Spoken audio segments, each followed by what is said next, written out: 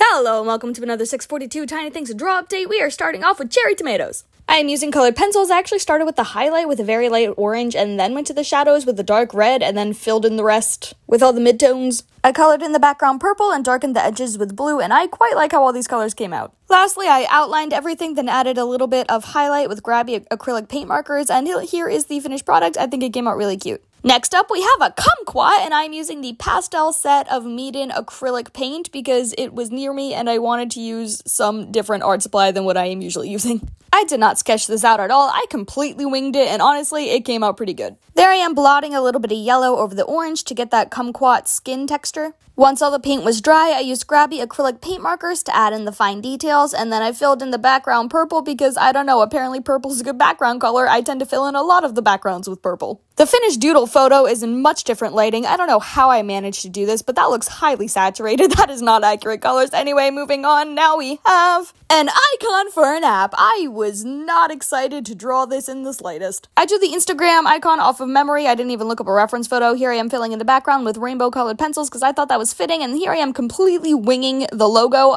This is so bad. There it is, finished. Next up we have donut holes. This is entirely done in Grabie acrylic paint markers, and I used the light skin tone marker because I thought that was close enough to be like a vanilla donut. I outlined and shaded with a bit of orange, then I added some smudged metallic paint pen to get the glaze, and I think it turned out really cute. This is parsley on a steak. I tried to have the parsley as the main focus and then like a suggested steak background. I attempted to get steak texture by mixing different colors of red, brown, and orange. I was doing my best to mimic my reference photo, then I went to color in the parsley, which is obviously all shades of green. Then for the final touch, meat has glossy white lines in it, which is, I'm assuming, the connective tissue, so I added that in with a white Grabie acrylic paint marker. Here it is finished. That does not look like steak, but the parsley's cute. Next up is a dab of wasabi, which is also done entirely in acrylic paint markers. I put it in a little tray, so that way it would hopefully look like some type of dipping thing, not just a random pile of green mush. I gave everything its base color first and then added in all the highlights on top. I added a green border and some accent lines on the corner of the tray to make it a little bit more visually interesting, and I think it turned out really cute actually, like a little cartoon. This is a stud on a leather jacket, and I used watercolors because that is what was near me at the time. This is by the brand Grabie. I filled in the background black, then added darker black around the studs for shading on the jacket. For the studs, I filled it in with graphite as a base layer. I pushed a bit harder to get a darker shadow for the darkest shadow. I used black paint and added an accent of metallic silver.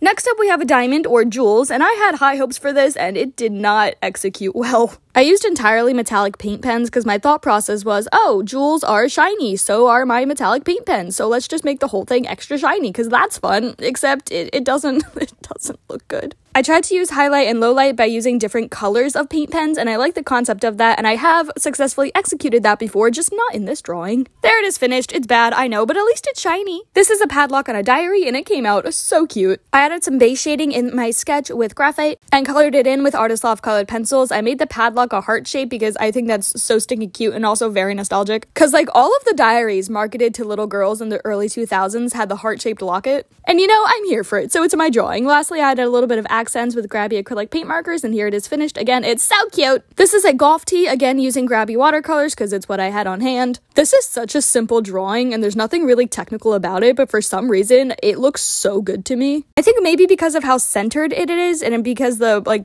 perspective is slightly under the ball looking up at the ball. I don't know, but I like it. Here it is finished. Here we have a dried currant, which is basically a raisin, and I did my best to mimic the reference photo. It didn't work. This is not good. I did all of the shading with graphite and then colored over top of that shading with Artist Loft colored pencil. I used a purple because raisins. This was difficult, but here it is finished. It's not good. Anyway, thank you for watching. I hope you enjoyed. Please remember to like, comment, and subscribe. If you like my content and want to see more of me, click the link in the description box. That'll bring you to my Instagram, other Instagram, TikTok, whole bunch of other stuff involving me. Thank you again, and I'll see you in the next one. Bye!